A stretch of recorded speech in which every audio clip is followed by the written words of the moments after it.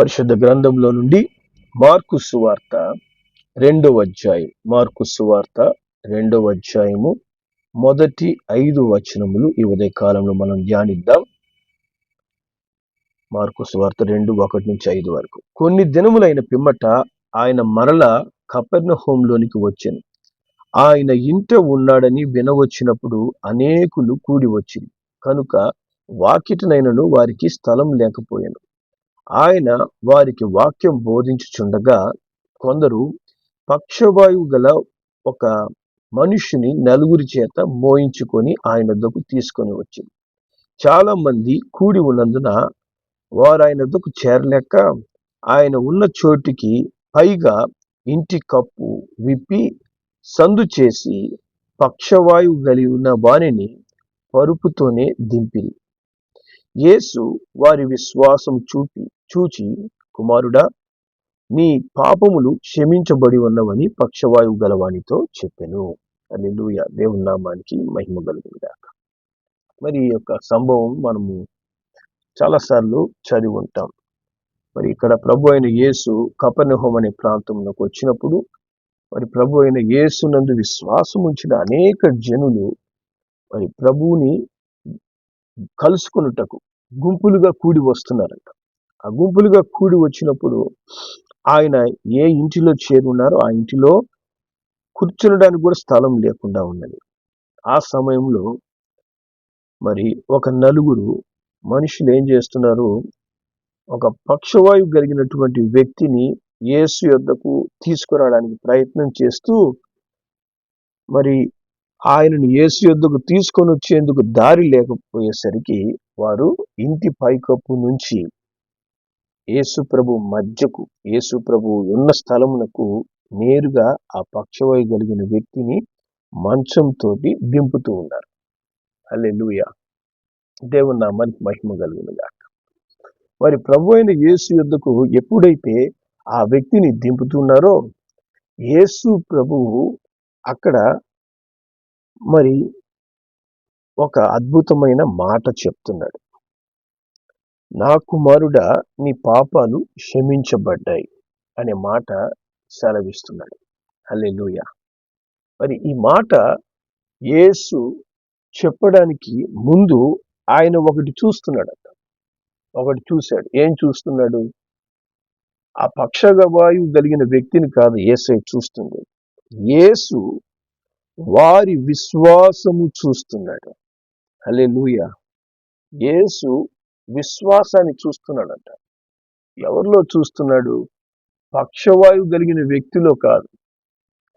ఎవరు తీసుకొని వచ్చారో ఆ నలుగురు వ్యక్తులు యొక్క విశ్వాసాన్ని చూచి వారి విశ్వాసాన్ని బట్టి ఈ పక్షవాయువు కలిగిన వ్యక్తిని చూస్తూ చెప్తున్నాడు,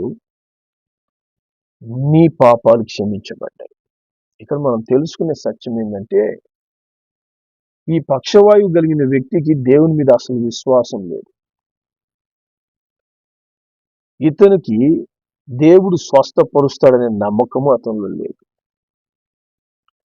అలాగే ప్రభు యొద్దకు రావాలని ఇష్టం కూడా లేదు. మరి అతను ఒక ఘోరమైన పాపి. వ్యాధి కంటే ఎక్కువగా అతను దేంట్లో స్వస్థత పొందుకోవాలి? పాపం అనే వ్యాధి నుంచి విడుదల పొందుకోవాలి. ఇన్ని ఉన్నాయి అతని దగ్గర. ఇవన్నీ పెట్టినటువంటి వ్యక్తి ఆశ్చర్యకరంగా యేసు యొద్దకు ఎవరి ద్వారా నడిపించబడ్డాడంటే నలుగురు విశ్వాసం కలిగిన వ్యక్తులు అతన్ని యేసు యొద్దకు చేస్తున్నారు. హల్లెలూయా. దేవుని నామాన్ని మహిమ కలుగునుగా. దేవుని భయం లేనివాడు, లోకానుసారంగా జీవించేవాడు, ఘోరమైన పాపి, దేవుడు స్వస్థపరుస్తాడని నమ్మకం లేనటువంటి ఇటువంటి వ్యక్తిని యేసు యొద్దకు ఒక నలుగురు విశ్వాసులు తీసుకొచ్చారంట. హల్లెలూయా. కాబట్టి వారి విశ్వాసాన్ని యేసయ్య చూస్తున్నాడు. ఇతరులో ఉన్నటువంటి పరిస్థితులు యేసయ్య చూడటం లేదు. వారి విశ్వాసాన్ని చూసి ఇతన్ని నీ పాపాలు క్షమిస్తున్నాడని చెప్పాడంట. హల్లెలూయా. దేవుని నామానికి మహిమ కలుగునుగా. చూడండి, దేవుని బిడ్డలైన మన కొరకు ప్రార్థించేవాడు మన జీవితంలో చాలా ముఖ్యమైన వాడు. మన నిమిత్తము, మన రక్షణ నిమిత్తం, మన కాపుదల నిమిత్తము ప్రార్థించేవారు మన జీవితానికి చాలా అవసరం. హల్లెలూయా. నీ కొరకు ప్రార్థించే వాళ్ళు ఉన్నారా? నీ కొరకు ప్రార్థించే సంఘం ఉందా? నువ్వు నీ కుటుంబంలోని రక్షణ పొందని వారి నిమిత్తం ప్రార్థిస్తున్నావా? నీ ప్రార్థన జీవితం అయితేనేమి, నువ్వు ఎవరి ప్రార్థనలో భద్రపరచబడి ఉన్నావు? ఇక్కడ వ్యాధిగ్రస్తునికి స్వస్థత ఈ విశ్వాసము కలిగిన నలుగురు వ్యక్తుల ద్వారా వచ్చింది. ఆ పక్షవాతం కలిగిన వ్యక్తికి అదే పక్షవాతంలో నేను చచ్చిపోతే చాలని విధంగా అతను ఉన్నాడు. కానీ అతన్ని మోసుకొచ్చి యేసు యొద్దకు దింపుతున్నారంట. యేసు ప్రభు వారి విశ్వాసాన్ని చూశాడు. హల్లెలూయా. దేవుని నామానికి మహిమ కలిగిన గాక. నిజంగా నీ నిమిత్తము మొరపెట్టే వారు ఉన్నారు అంటే నువ్వు నువ్వు నిజమైన ధన్యుడు. మన జీవితంలో కోట్ల రూపాయలు ఖర్చు పెట్టినా దొరకలేనటువంటి కాపుదల, మేలు ఎవరి ద్వారా కలుగుతుందంటే ప్రార్థన ద్వారా కలుగుతుంది. హల్లెలూయా. దేవుని నామానికి మహిమ కలుగునుగా. యాకోబు రాసిన పత్రిక 5వ అధ్యాయం 15వ వాక్యాన్ని మనం చదువుదాం.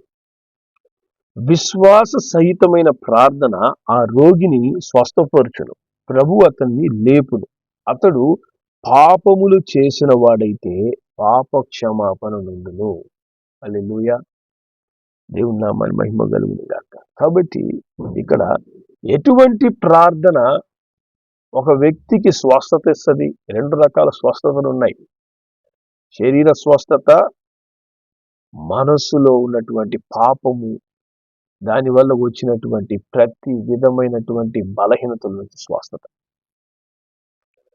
ఇక్కడ విశ్వాస సహితమైన ప్రార్థన ఆ రోగిని స్వస్థపరుచునట. ఎవరొచ్చి ఆడ విశ్వాస సహితమైన ప్రార్థన చేస్తున్నారు? రోగి ప్రార్థన చేస్తున్నాడా? అక్కడ రోగి ప్రార్థన చేయడం లేదు. ఎవరు ప్రార్థన చేస్తున్నారు? చూడండి, దాని పై వచనం చెప్తుంది, మీలో ఎవడైనా రోగి అయి ఉన్నాడా? అతడు సంఘపు పెద్దలను పిలిపించవలను, వారు ప్రభువు నామమున అతనికి నూనె రాచి అతని కొరకు ప్రార్థన చేయవలను. హల్లెలూయా. కాబట్టి ఇక్కడ ఎవరు చేస్తున్నారు? ప్రార్థన వీరులు ఆ రోగి నిమిత్తం ప్రార్థన చేస్తున్నారు. ఆ రోగి యొక్క స్వస్థత నిమిత్తం, రోగి అయి ఉన్నాడని చెప్పి ప్రార్థన చేశారంట అతని స్వస్థ కొరకు. అప్పుడు దేవుడు ఏం చేస్తున్నాడు? అతనికి వ్యాధి నుంచి స్వస్థత మట్టుకే కాదు, అతడు పాపం చేసిన వాడైతే పాప క్షమాపణ. హల్లెలూయా. పాపం చేసిన వాడైతే పాప క్షమాపణ దొరుకుతుంది. ఎవరి వలన? విశ్వాస సహితమైన ప్రార్థన చేసేవారి వల్ల. హల్లెలూయా. అట్టి విశ్వాస సహితమైన ప్రార్థన చేసేవారు నీ కొరకు ఎవరైనా ఉన్నారా? అటువంటి వారితో నీకు సహవాసం ఉందా? లేక లోకంలోని నాశనాన్ని కోరుకుని లోకానుసారమైన విషయాలే మాట్లాడే వాళ్ళతో, లోక సంబంధమైన కథలు చెప్పి చెప్పి నిన్ను అవిశ్వాసంలో పడదోసే వాడితో నీ సహవాసాలు ఉన్నాయా?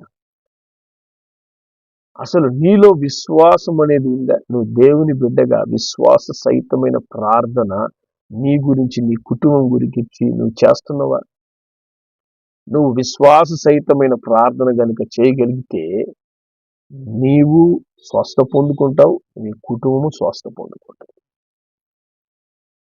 విశ్వాస సహితమైన ప్రార్థన నీలో నుంచి రాకనే మీ కుటుంబంలో ఉన్నటువంటి పరిస్థితి. దేవుడు ఎప్పుడు అబద్ధం చెప్పడు. విశ్వాసహితమైన ప్రార్థన ఎక్కడ ఉంటుందో అక్కడ వ్యాధి నుంచి స్వస్థత, పాపము నుంచి స్వస్థత, 2 స్వస్థతలు జరుగుతాయి. ఖచ్చితంగా జరిగి తీరుతాయి. అది జరిగేంత వరకు విశ్వాసహిత ప్రార్థన విడిచిపెట్టకూడదు. ఒకవేళ భర్త అన్యుడైన, భార్య అన్యురాలైన, విశ్వాస సహితమైన ప్రార్థన వారిని రక్షిస్తుంది. బిడ్డలు మారు మనసు పొందకపోయినా విశ్వాస సహితమైన ప్రార్థన వారిని ప్రభు యొద్దకు నడిపిస్తుంది. మీ యొక్క రక్త సంబంధుల్లో కానీ లేదా మీ సొంత వారు తెలిసిన వారిలో ఎవరైనా అవిశ్వాసులుగా ఉంటూ ప్రభువుకి దూరం వెళ్ళిపోతున్నారా? విశ్వాస సహితమైన ప్రార్థన చేయండి. విశ్వాసహితమైన ప్రార్థన వారికి విడుదలిస్తుంది. ఇక్కడ యేసు ప్రభు యుద్ధ స్వస్థత పొందుకోవడానికి కారణం ఏంటంట? ఆ నలుగురు యొక్క విశ్వాసం. నలుగురు యొక్క విశ్వాసం. ఇతనిలో ఏ విశ్వాసం లేదు. ఇతను పాపి, ఇతను పాపములో ఉన్న వ్యక్తి. అందుకే యేసయ్య మొట్టమొదట పక్షవాతం స్వస్థపరచలేదు. నీ పాపాలు క్షమించబడ్డాయి అన్నాడు మొట్టమొదట. వారి విశ్వాసాన్ని చేసి. హల్లెలూయా. దేవుని నామానికి మహిమ కలుగును గాక. మరి నీ విశ్వాసం చూసి దేవుడు ఏం చేస్తున్నాడు? నీ విశ్వాసం అసలు ఎలా ఉంది? మన విశ్వాసమును బట్టే మన క్రియలు జరుగుతాయి మన జీవితాల్లో. విశ్వాస సహితమైన ప్రార్థనే దేవుని కార్యాలు మన జీవితాల్లో నెరవేరుస్తుంది. హల్లెలూయా. అదేవిధంగా విశ్వాస సహితమైన పరిశుద్ధులతో మనకు సహవాసం ఉండాలంట. అందుకే తిమోతి రాసిన పత్రిక, రెండవ పత్రిక, తిమోతికి రాసిన రెండవ పత్రిక 2వ అధ్యాయం 22వ వచనంలో దేవుని వాక్యం ఈ విధంగా చెప్తుంది. మరి పౌలు గారు తిమోతికి ఈ మాటలు చెప్తారు. ఏం చెప్తున్నాడు? నీవు యవనేచ్ఛల నుంచి పారిపోము, పవిత్ర హృదయులై ప్రభువునకు ప్రార్థన చేయు వారితో కూడా నీతిని, విశ్వాసమును, ప్రేమను, సమాధానమును వెంటాడుము. హల్లెలూయా.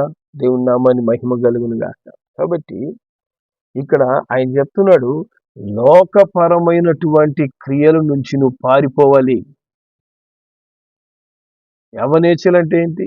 యవనస్తులు మట్టికే వస్తాయా యవనేచ్ఛలు? దినాల్లో మనం గమనిస్తే 60-70 ఏళ్ల ముసలోళ్ళు కూడా పాపం చేస్తున్నారు. యవ్వనేచ్ఛల నుంచి అంటే లోకపరమైన ప్రతి క్రియ నుంచి నువ్వు పారిపోవాలి. నిన్ను లోకంలో పడదోసే లోకానుసారమైన ప్రతి పరిస్థితి నుంచి నువ్వు పారిపోయి నువ్వు ఎవరితో సహవాసం కలిగి ఉండాలంట? పవిత్ర హృదయులై ప్రభువుతో ప్రార్థన చేయు వారితో. హల్లెలూయా. పవిత్రమైన హృదయం, వాళ్ళ హృదయాలు యేసు రక్తంతో కడగబడి వారి మనసులు ఎప్పుడు కూడా ప్రభువుతో అంటుకట్టబడి ప్రభువుతో సహవాసం చేయు ప్రార్థనా జీవితం కలిగిన వారు. హల్లెలూయా. అట్టి వారిగా మరి నీ తల్లిదండ్రులు ఉన్నట్లయితే నువ్వు ధన్యుడివి. అట్టి వారిగా నీవు మారితే నీ కుటుంబం మారుతుంది. అట్టి వారిగా నీ సంఘము ఉన్నట్లయితే నువ్వు భాగ్యవంతుడివి. అట్టి సంఘముతో నువ్వు అంటుకట్టబడి సరిగా నువ్వు నీతిని, విశ్వాసమును, ప్రేమను, సమాధానాన్ని వెతుకుతున్నావా? నా సంఘం ప్రార్థించే సంఘం అవ్వచ్చు, నేను మటుకు నీతిని వెతకను, నేను మటుకు దేవుని విశ్వాసము కలిగి అసలు జీవించను, ప్రేమ నాలో ఉండదు, ఎవరితో సమాధాన పడను అనే విధంగా మనం జీవిస్తున్నామా? దేవుడు చెప్తున్నాడు, ప్రార్థించే సంఘము, ప్రార్థించే తల్లిదండ్రులు, ప్రార్థించే కుటుంబము దేవుని యొక్క కాపుదలలో ఉంటది. ఆ కుటుంబంలో రక్షణ కార్యాలు జరుగుతాయి. హల్లెలూయా. కాబట్టి నీ కొరకు ప్రార్థించేవారు మట్టుకే కాదు, నీవు కూడా ఏం చేయాలంట? అటువంటి వారితో నువ్వు సహవాసం ఏర్పాటు చేసుకోవాలి. అటువంటి వారితో నువ్వు నీ ఆత్మీయ జీవితాన్ని కట్టుకోవాలి. నీ కుటుంబము అటువంటి ప్రార్థన అనుభవాల్లో నడిచే విధంగా నీ జీవితాన్ని కట్టుకుంటూ నడవాలి, నీ కుటుంబాన్ని కట్టుకుంటూ నడవాలి. దేవునితోనే నడుస్తున్నాను, మా కుటుంబంలో అన్ని కష్టాలే, అన్ని పోరాటాలే, అన్ని శోధనలే, ప్రతిరోజు కొత్త సమస్య. ఎందుకంటే ప్రార్థన లేని సమస్య, ప్రార్థన లేకుండడమే మన సమస్య. ప్రార్థన అంటే ఏంటంటే ప్రభువుతో నువ్వు మాట్లాడితే ప్రభు నీతో మాట్లాడాలి. నాకు మొరపెట్టు, నేను నీకు ఉత్తరం ఇస్తానని చెప్పారు కానీ దేవుడు నాకు మొరపెట్టు, నేను నీకు జవాబు ఇవ్వను అని చెప్పలేదు. అటువంటి ప్రార్థన ఉందా? ఇంటరాక్షన్. ఇప్పుడు ఫోన్లో మనం ఒకరితో మాట్లాడితే వాళ్ళు తిరిగి నీతో మాట్లాడాలి. లేకపోతే ఫోన్ నన్ను చెడిపోయి ఉండాలి, లేదా ఫోన్ ఇంకేదన్నా వాళ్ళు నీతో మాట్లాడడానికి ఇష్టం లేకుండా ఉండాలి. అందుకే వాళ్ళు నీతో మాట్లాడకుండా వాళ్ళు నేను డిస్కనెక్ట్ చేస్తారు. దేవుడు నిన్ను డిస్కనెక్ట్ చేస్తున్నాడా? ప్రార్థన చేసిన ప్రతిసారి, దేవునికి నువ్వు కాల్ చేసిన ప్రతిసారి నీతో మాట్లాడకుండా డిస్కనెక్ట్ చేస్తున్నాడా? జవాబు రావడం లేదా? ప్రభు స్వరం వినలేకపోతున్నావా? నీ ప్రార్థన జీవితం సరిగుందా? నీ ప్రార్థన జీవితము విశ్వాస సహితమైన ప్రార్థన జీవితంగా ఉంటే నీవు నీ కుటుంబము దేవుని కాపుదల్లో ఉంటారు. సరి చేసుకోవాలి. సరి చేసుకొని మనం ఏం చేయాలి? మన నిమిత్తం, మన కుటుంబం నిమిత్తం ప్రార్థన చేయాలి. అంతేకాకుండా ప్రార్థన అనుభవాల్లో బలపరచబడిన వారితో సహవాసం పెట్టుకోవాలి. హల్లెలూయా. మనకే ప్రార్థన చేయడం రానప్పుడు ప్రార్థన అనుభవాలు కలిగిన వాళ్ళు మనకు ఎలా తెరుస్తారు? లోకంలో తిరిగే వాళ్ళైతే మనకు తెలుసు. ప్రార్థన అనుభవాలు కలిగిన వాళ్ళని నువ్వు ఎవరైనా గుర్తించావా? అటు వారితో నీకు సహవాసం ఉందా? దినమంతా బ్రతుకంతా లోకం కోసం బ్రతికి మన జీవితాలు వృధా చేసుకుంటున్నామా? జాగ్రత్త. అట్టి ప్రార్థన అనుభవాలు కలిగిన వారితో సహవాసమును, అలాగే నీ ప్రార్థన జీవితము సరి చేసుకునే అనుభవం మనలో లేకపోతే మనము తప్పక శోధనలో పడిపోతాం. మన కుటుంబాలు శోధనలో ఉంటాయి. అందుకే ప్రభువు చెప్తాడు లూకా సువార్త 21వ అధ్యాయంలో, లూకా సువార్త 21వ అధ్యాయం 36వ వచనం మనం చదువుదాం. కాబట్టి మీరు జరగబోవు వీటినెల్లా తప్పించుకొని మనుష్య కుమారుని ఎదుట నిలవబట్టుటకు శక్తి గలవారగునట్లు ఎల్లప్పుడూ ప్రార్థన చేయించు మెలకువగా ఉండుడి అంటున్నాడు. అంటే జరగబోవు వీటినల్లా ఏమేమి జరగబోతున్నాయి? యేసు ప్రభు దేవుని రాకడలో ఏమేమి జరుగుతాయని చెప్పాడో అవన్నీ కూడా నెరవేరే దినాలు జరగబోవు అన్నాడు. ఇప్పుడు ఏంటంటే మనం దాన్ని మార్చి ఏం చెప్పాలంటే జరుగుతున్నా అనే మాట చెప్పాలి. మనం ఇప్పుడు అంటే యేసు ప్రభు చెప్పిన దినాల్లో మనం ఇప్పుడు జీవిస్తున్నాం. కాబట్టి జరుగుతున్న వీటినెల్లా తప్పించుకొని మనుష్య కుమారుని రాకడ తొందరలో ఉంది. అతి తొందరలో యేసయ్య రాబోతున్నారు.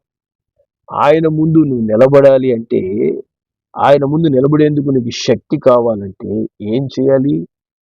దినమంతా లోకంలో సమయాన్ని వృధా చేయాలని చెప్పలేదు. దినమంతా వ్యర్థంగా జీవించండి, అప్పుడు నా ముందు మీరు నిలబడతారు అని యేసయ్య చెప్పుంటే మనం ఆ పని మనం చేయొచ్చు. ఎప్పుడు ఏం చేయాలంట? ఎల్లప్పుడూ ప్రార్థన చేయాలి. హల్లెలూయా. మనల్ని మన కుటుంబాన్ని రక్షించడానికి దేవుడు నేర్పిన లేదా దేవుడు ఇచ్చిన అతి గొప్ప ఆయుధం ఏంటంటే ప్రార్థన. ఇది అనేకులకి చాలా కష్టమైన పని. లోకంలో ఎంత కష్టమైనా పడతారు, లోకంలో ఎంతైనా సుఖపడతారు, లోకంలో ఎంత సమయమైనా వృధా చేయగలరు, కానీ ప్రార్థన అనే అతి కష్టమైన పని చేయడానికి వారికి అస్సలు సమయం ఉండదు. అప్పుడు నీవు నీ కుటుంబం ఎలా తప్పించబడతారు? మీ పాపాలు ఎప్పుడు క్షమించబడతాయి? మీకు ఎప్పుడు స్వస్థ కలుగుతుంది? ఎప్పుడు విడుదల పొందుకుంటారు? విడుదల ఎలా పొందుకుంటాం? మనం ఈ లోకంలో సంపాదించిన ద్వారా మనం విడుదల పొందుకోగలమా? ఇంకేదైనా వేరే మార్గాలు దేవుడు ఏమన్నా మనకి చెప్పాడా? ఈ మార్గాల్లో ఈ విధంగా నువ్వు ఉంటే వీటన్నిటిని తప్పించుకొని నువ్వు పరలోక రాజ్యానికి వచ్చేసేయచ్చు అంటే మనం కూడా ఏదో ఆ మార్గాలు తెలుసుకొని మీ దగ్గర జీవిస్తున్న జీవితాలు మేమేం కూడా తెలుసుకొని వాటిని ఫాలో చేస్తాం. ఆ వేరే మార్గాలు మాకు తెలియదు. కాబట్టి దేవుడు చెప్పింది ఒకటే మార్గం ఏంటి? ప్రార్థన. ప్రార్థన ద్వారానే నీవు నీ కుటుంబం రక్షించబడుతుంది. అలాగే నువ్వు ప్రార్థించు వారితో సహవాసం కలిగి ఉండాలి. హల్లెలూయా. ఈ యొక్క పక్షవాయువు కలిగినటువంటి పాపి అయినటువంటి వ్యక్తికి దొరికిన అతి గొప్ప భాగ్యం ఏంటంటే నలుగురు విశ్వాసం కలిగిన ప్రార్థనా పరులు. ఆ గొప్ప భాగ్యము ఆయన జీవితానికి ఏం చేసింది? అతి గొప్ప మేలు చేసింది. ఏంటా మేలు? ప్రభు అయిన యేసు యొద్దకొచ్చే మేలు. ఈ దినం నువ్వు నేను రక్షించబడ్డాము అంటే, యేసు గురించి తెలుసుకుంటున్నామంటే మనం చేసిన గొప్ప పని ఏం లేదు. మన కొరకు ఒక నలుగురు ప్రార్థించి ఉంటారు. నా బిడ్డను జ్ఞాపకం చేసుకొని నశించిపోకూడదయ్యా, లోకంలో పాపములో పడిపోకూడదయ్యా అని నీ కొరకు కొద్దిమంది ప్రార్థించి ఉంటారు. నీ తల్లిదండ్రులు ప్రార్థించి ఉంటారు, లేకపోతే పరిశుద్ధులు ప్రార్థించి ఉంటారు. ఈ ఆత్మ రక్షించబడాలి ప్రభువా అని. వారు పెట్టిన బిచ్చమే మనం ఈ దినం రక్షణ పొందుకున్నాం. ఈ రక్షణను అహంకారంగా మార్చుకొని నేను దేవుని బిడ్డననే ఒక అహంతో ప్రార్థన లేని జీవితాలు జీవిస్తుంటారు అనేక మంది. ప్రభువుతో సహవాసం. ప్రార్థన అంటే ఏంది? దేవునితో సహవాసం. దేవునితో సహవాసం లేకుండా ఇంక దేనికి నువ్వు నేను రక్షించబడింది? ఎవరితో సహవాసం చేయడానికి యేసయ్యను రక్షించుకున్నాడు? లోకంతో సహవాసం చేయడానికే? లేకపోతే నీ సమస్యల్లోనే కూరుకుపోయి ఈ లోకంలో అలాగే జీవించి నశించుకోవడానికి? నీకు ప్రార్థనా పరుల యొక్క అవసరత చాలా ముఖ్యం. నిజమైన ప్రార్థనా పరులను వెతుకు, వారితో సహవాసం కలిగి ఉండు, వారితో నీ యొక్క సహవాసాన్ని పెంచుకో అని తిమోతితో పౌలు చెప్తున్నాడు. అటువంటి వారితో సహవాసం కలిగి ఉండి నువ్వేం చేయాలి? నీతి, విశ్వాసము, ప్రార్థన, సమాధానం కలిగి వాటితో నువ్వు ముందుకు కొనసాగు. మనం అలా కొనసాగు. అటు ప్రార్థన జీవితాలు మనకు ఉండవు. దేవుని కాపుదల ఎట్టుంటుంది మనకు? దేవుడు నిన్ను నీ కుటుంబాన్ని ఎలా రక్షించగలడు? జరుగుతున్న వీటిలో మనము అనవసరంగా శోధనలో పడి నశించిపోతాం. అనవసరంగా శోధించబడి నశించిపోతాం. కాబట్టి ఏం చేయాలి? మనము ప్రార్థించు వారితో సహవాసము, అలాగే నీ ప్రార్థన జీవితం సరి చేసుకొని నీవు నీ కుటుంబం కొరకు ప్రార్థించే అనుభవాలు ఎప్పుడైతే కలిగి ఉంటామో దేవుడు ఏం చేస్తున్నాడంట? మార్కు సువార్త 2వ అధ్యాయంలో యేసు ఏం చేస్తున్నాడు? వారి విశ్వాసాన్ని చూసి కుమారుడా నీ పాపాలు క్షమించబడ్డాయని చెప్పడమే కాదు, 11-12 ఆయన చెప్తున్నాడు, పక్షవాయువు కలిగిన వాడిని చూసి నీవు లేచి నీ పరుపెత్తుకొని ఇంటికి పొమ్మని నీతో చెప్పుచున్నానని.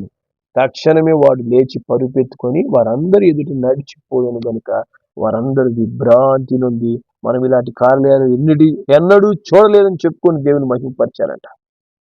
ఎన్నడూ చూడలేని కార్యాలు దేవుడు నీ కుటుంబంలో చేయగలడు. ఎవ్వరూ చూడలేనటువంటి అద్భుతాలు నీ కుటుంబంలో జరుగుతాయి. ఎప్పుడు? ప్రార్థించే వారితో సహవాసము, మన జీవితాన్ని సరి చేసుకోవడం, యవ్వనేచ్ఛల నుంచి, లోక సంబంధమైన క్రియల నుంచి మన జీవితాన్ని పారిపోవాలి. అక్కడి నుంచి ఆడి నుంచి మనం పరిగెత్తి ప్రభువుతో సహవాసం ఉన్న వారితో సహవాసం. మన జీవితంలో ఏమి కోల్పోయినామో ఆ యొక్క ప్రేమ, సమాధానం, విశ్వాసము అన్ని మనం దేవుని గుణాలు కలిగి పరిశుద్ధంగా నీతి కలిగి జీవించినప్పుడు దేవుడు మన కుటుంబాన్ని ఆశీర్వదిస్తాడు. పాపం అనే రోగం నుంచి విడుదలిస్తాడు, వ్యాధి అనే రోగం నుంచి విడుదలిస్తాడు, ప్రతి సమస్య నుంచి స్వస్థత ఇస్తాడు. మన కుటుంబానికి ఆయన కాపుదలగా, రక్షణగా తోడై ఉండి జరుగుతున్న ఈ ప్రతి విధమైన అపాయకరమైన అంత్యకాల సంభవాల నుంచి నీకు నీ కుటుంబానికి రక్షణ ఇస్తాడు. హల్లెలూయా. అటు రక్షణ కలిగి ఉండడానికి ప్రార్థించే వారితో సహవాసం కలిగి ఉందాం. మన జీవితాలు సరి చేసుకొని ప్రభువుతో ప్రార్థించే అనుభవాల్లో ముందుకు నడుద్దాం, ప్రార్థన చేద్దాం. ప్రేంగల మా తండ్రి పరిశుద్ధుడా, నీకు వందనాలయ్యా. ఉదయ కాలంలో అయినా ప్రార్థన యొక్క ప్రాముఖ్యత, పరిశుద్ధులతో సహవాసం కలిగి ఉండే అనుభవాన్ని గురించి మీరు మాతో మాట్లాడుతున్నారు. పక్షవాయువు కలిగిన వ్యక్తికి నైనా నలుగురు ప్రార్థనా పరుల యొక్క సహాయంతో అతడు స్వస్థ పొందుకున్నాడు. అతడు దేవునికి సాక్షిగా నిలబడ్డారు. ఈ దినమున అనేకుల కుటుంబాల్లో తండ్రి పాపం అనే పక్షవాయువు, తండ్రి భయంకరమైనటువంటి లోకానుసారమైన జీవితాలనే పక్షవాయువుతో తండ్రి బంధించబడుతున్నారు. విడుదల లేదు, రక్షణ లేదు. కుటుంబంలో సమస్యలు అయినా తండ్రి, బయట సమస్య, లోపల సమస్య, కారణము ప్రార్థనా జీవితాలు లేవు, పరిశుద్ధులతో సహవాసాలు లేవు. మా జీవితాలు సరిచేయండి అయినా, పరిశుద్ధులతో సహవాసాన్ని మాకు దయచేయండి. ముఖ్యంగా నైనా మా నిమిత్తము నైనా నిరంతరము మీరు విజ్ఞాపన చేస్తున్నాం, యేసయ్య నీతో మాకు సహవాసం కలిగి ఉండాలయ్యా. ప్రభు వెంట నడిచే అనుభవాల్లో అయినా మమ్మల్ని ప్రతిదినం బలపరిచి నడిపించమని యేసు నామములో ప్రార్థిస్తున్నాం తండ్రి, ఆమేన్.